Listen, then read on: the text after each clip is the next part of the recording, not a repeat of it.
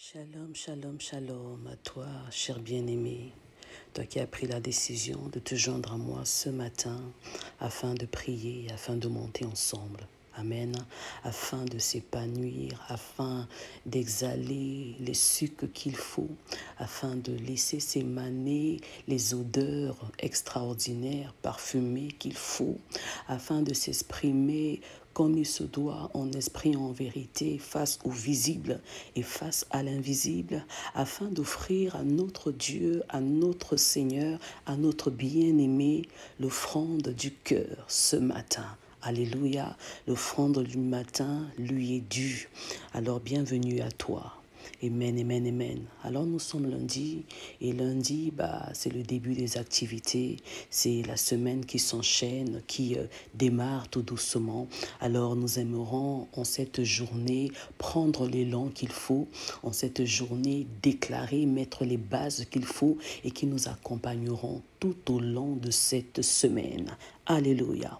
Alors bien aimés, nous sommes le 6 janvier et le 6, c'est le chiffre humain. Amen. Humainement parlant, l'homme est sous certains jougs, mais nous avons dépassé la dimension de l'humanité. Nous sommes rentrés dans la dimension de la divinité. Du moins, nous désirons cette dimension-là, parce que ceux-là qui sont dans la dimension d'en haut, la dimension des hauteurs, sont au-dessus des influences de la terre, sont au-dessus des influences des airs, sont au-dessus des influences des eaux, parce que Dieu nous a positionnés au-dessus des eaux. Si l'esprit de la création se mouvait au-dessus des eaux, toi et moi, nous avons reçu le Saint-Esprit et nous sommes le temple du Saint-Esprit. Alors l'Esprit de Dieu vit en nous. Nous sommes des esprits supérieurs. Nous sommes des esprits de prière et nous prions dans cette dimension de hauteur. C'est ainsi que l'influence du premier et même du deuxième ciel n'a aucune efficacité sur nous. Bien-aimé, je veux travailler ta foi afin que ta prière de ce matin puisse s'élever dans les hauteurs et qu'elle ne soit point bloquée parce que le ciel nous est ouvert, le ciel nous est favorable. Alors bien-aimés, à titre de rappel, nous avons débuté, bien-aimés dans le Seigneur, notre année de l'épanouissement. Amen. On a terminé notre année sur de bonnes touches, sur des touches tellement parfumées, sur l'image des odeurs. Alléluia. Le Seigneur nous a parlé, il nous a demandé de pouvoir travailler nos odeurs parce que nous sommes des parfums de Christ, ceux-là qui libèrent la vie, ceux-là qui libèrent la vie, ceux-là qui libèrent la gloire de Dieu. Partout où nous allons, on doit libérer cette bonne odeur. Alors que cela nous accompagne tout au long de cette année parce que nous sommes des fleurs, nous sommes la plantation de l'Éternel qui s'épanouit. Alors 2025, bien-aimé, épanouis-toi. Il est vrai que le 31 décembre, le message de l'année n'a pas pu être partagé sur notre chaîne YouTube à cause de certaines interférences. Alléluia. Mais par la grâce du Seigneur, nous y reviendrons. Mais à toi qui as pu retenir ceci, le thème phare de l'année, c'est l'épanouissement. Alors c'est un thème qui est tellement large et qui touche plusieurs zones, amen, qui touche plusieurs paliers et plusieurs dimensions. Mais n'oublions pas que le plus important, c'est la dimension de l'esprit, la dimension spirituelle. C'est pourquoi notre passage phare, bien-aimé, pour cette année, c'est dans Psaume 92, amen, du verset 14 au verset 15. Alors, bien-aimé de Dieu, à titre de rappel, pour les lundis, j'essayerai de faire un petit récapitulatif qui t'accompagnera tout au long de cette semaine à travers les messages qu'on a eu à recevoir le dimanche. Alléluia. J'aimerais simplement te rappeler que à travers le passage de Psaume 92, nous allons prendre du verset 11, par contre, jusqu'au verset 16, tu vas comprendre que tu n'es pas n'importe qui. Je sais que tu le sais déjà, mais je veux que ta mentalité soit une mentalité de championne, une mentalité de héros et de héroïne, une mentalité de vainqueur, une mentalité de conquérant, une mentalité de dominant, une mentalité de Dieu. Oui, parce que tu es un Dieu. Je ne dirais pas que tu es une déesse, non, je dis que tu es un Dieu, avec un petit D bien entendu. Alors tu es un victorieux. Affronte cette semaine tête haute parce que Dieu déclare au travers de sa parole, et tu me donnes la force du buffle. David est en train de parler.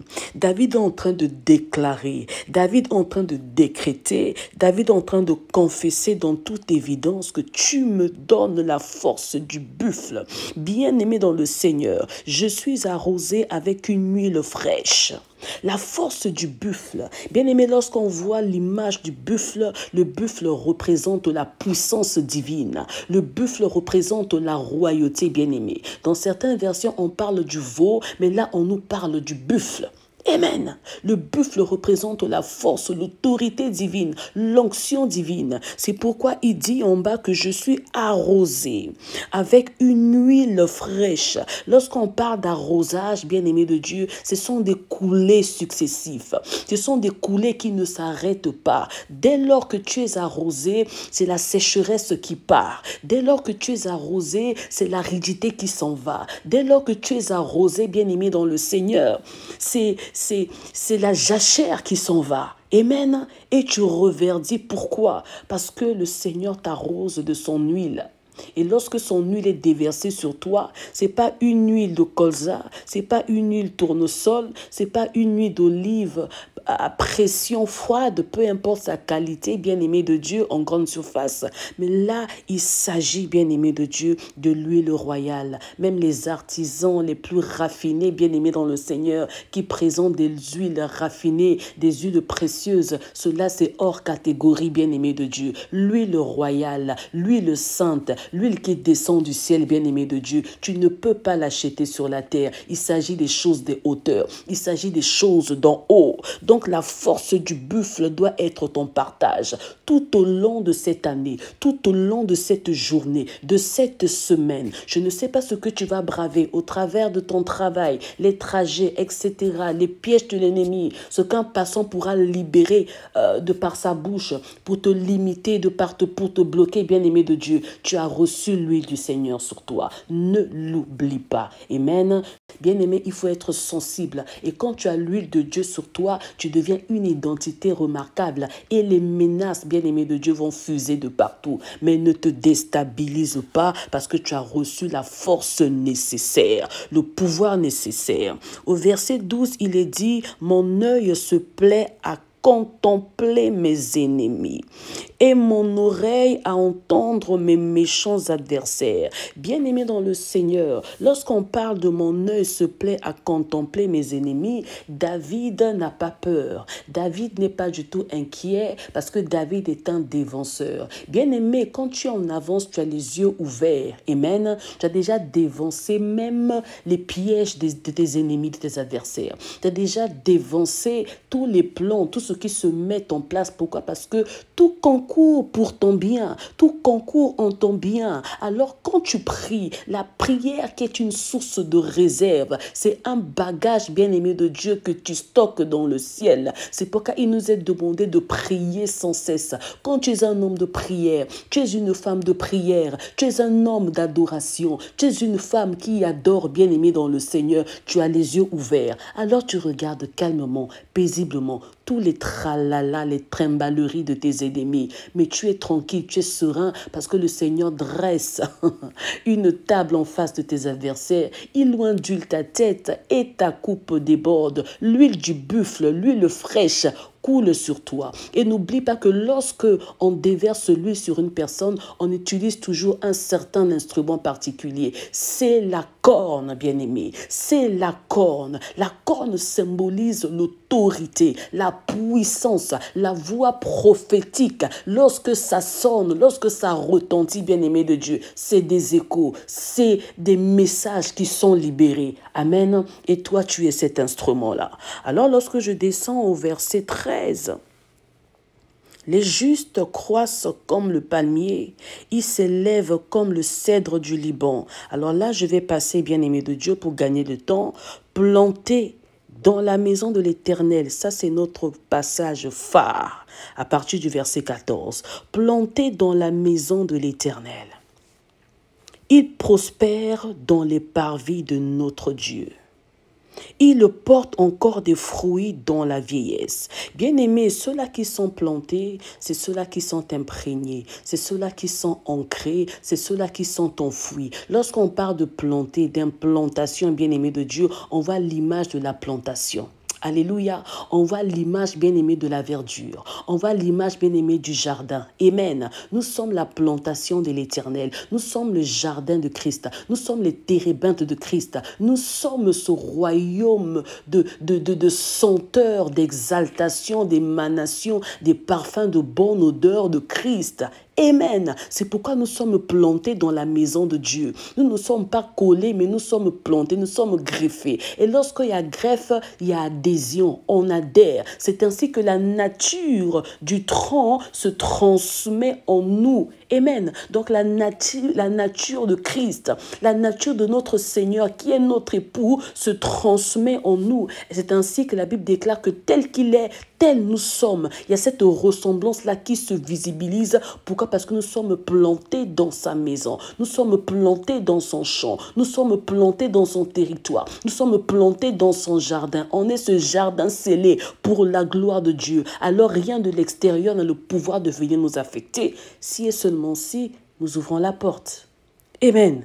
Nous sommes plantés dans la maison de Dieu. Dans celui qui est planté a la garantie de la prospérité. Celui qui est planté dans la maison de Dieu a la garantie de prospérer, a la garantie de s'épanouir, a la garantie de se déployer. Pourquoi? Parce qu'il prospère dans les parvis de notre Dieu. Bien-aimé dans le Seigneur, prospérer dans les parvis, c'est prospérer dans la maison de Dieu. Prospérer dans les parvis, c'est prospérer dans l'œuvre de Dieu.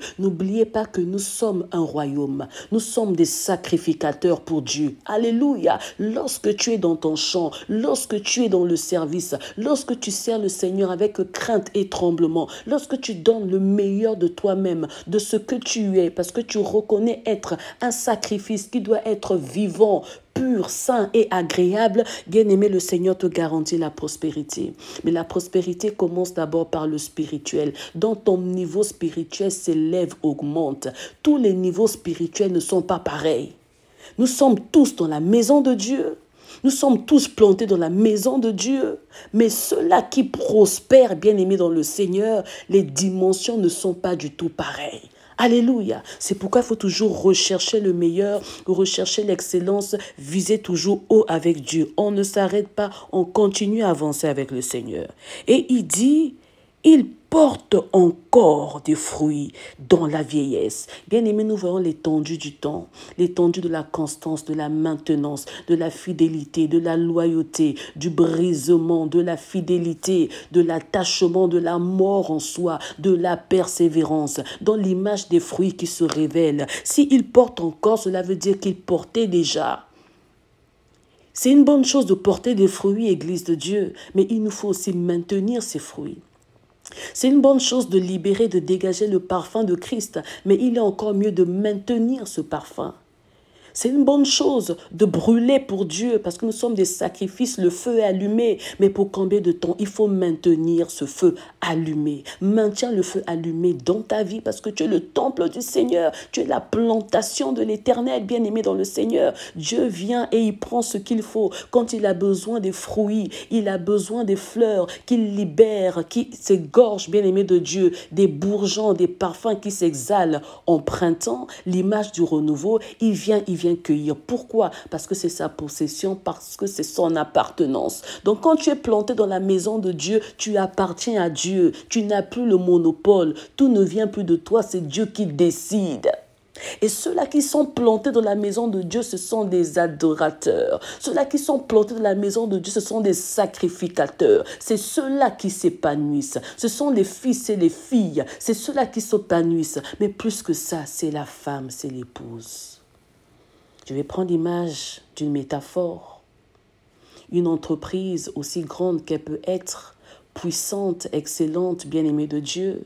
Il y a un PDG et ce PDG-là est au dernier étage. Il est inaccessible, intouchable. Amen. Aucun employé n'a le pouvoir d'accéder au code d'accès pour atteindre le dernier étage. Il faut passer par certains protocoles. Et même les enfants du PDG, et même la famille, et même parfois les fils, l'héritier qui héritera dans 2 matins l'entreprise pour accéder au bureau de son père, c'est compliqué. Pourquoi? Parce que c'est un autre territoire. Là, c'est le travail. Il faut montrer ses preuves. Mais l'épouse, la femme, elle est particulière parce que c'est elle la faiblesse de son mari. C'est elle qui sait toucher le cœur. Elle sait comment attirer le regard, la faveur, l'approbation, l'agrément, la validation, le hoquet, le feu vert de son mari. Son mari devant les hommes peut être puissant, mais dans l'intimité, dans le secret, il est simple. Amen. Il fléchit même devant l'épouse. Pourquoi? Parce que la femme, c'est elle qui détient les clés. Alors, elle a toutes les codes d'accès pour affranchir, pour accéder au bureau inaccessible. Alors, Église de Dieu, peu importe ce qui se profile, peu importe les impossibilités qui se profilent, tu commences l'année avec de mauvaises nouvelles, tu commences l'année avec des interférences, tu commences l'année avec des résistances. N'oublie pas que tu as la clé universelle.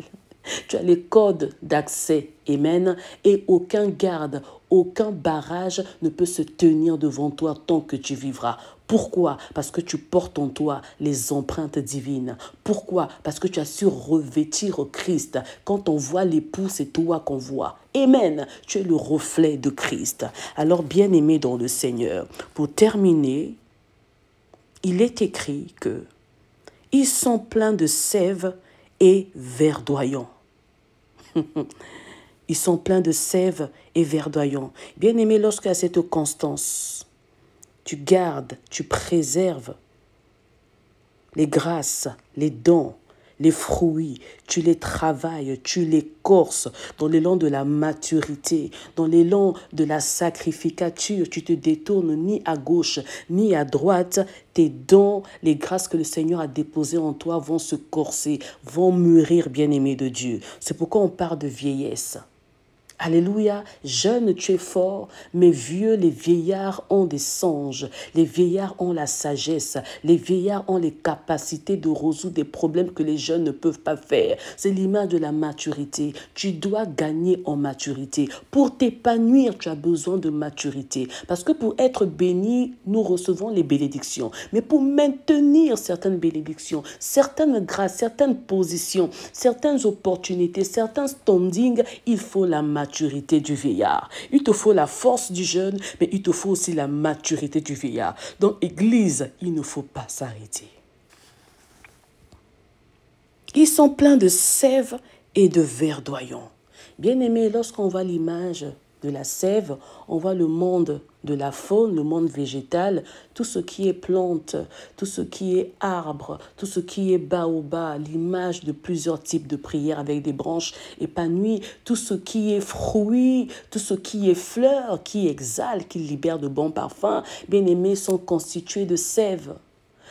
La sève, c'est une substance visqueuse qui alimente toute végétation, toute plantation, bien-aimée de Dieu. Quand on parle de sève, on parle de l'image de l'esprit toujours. Mais plus que ça, c'est l'image de l'onction. Parce que c'est l'esprit qui déverse en nous l'onction, ses capacités illimitées et surnaturelles dont nous en avons besoin. Sans l'onction, on tarit, on flétrit. Sans l'onction, on s'assèche, bien-aimé dans le Seigneur. Et on tombe dans la jachère. Alléluia. Donc c'est pour vous dire que lorsque tu tombes dans la jachère est une période qui dure de 2 à 3 ans sans pluie.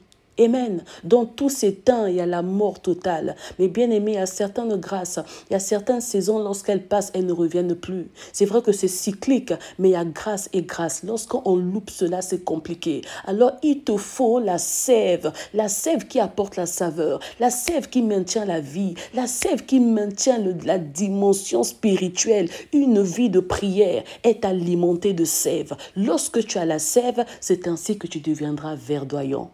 Tu demeureras verdoyant, la verdure, bien-aimé de Dieu. Ce qui est verdoyant, c'est ce qui est frais. Ce qui est verdoyant, c'est ce qui sent bon. Ce qui est verdoyant, c'est ce qui est beau. Ce qui est verdoyant, c'est ce qui apporte l'ombre lorsque le soleil frappe. Ce qui est verdoyant te donne la capacité, la force de maintenir dans le service, de servir Dieu de tout ton cœur pour soutenir, pour donner, pour apporter, pour se sacrifier.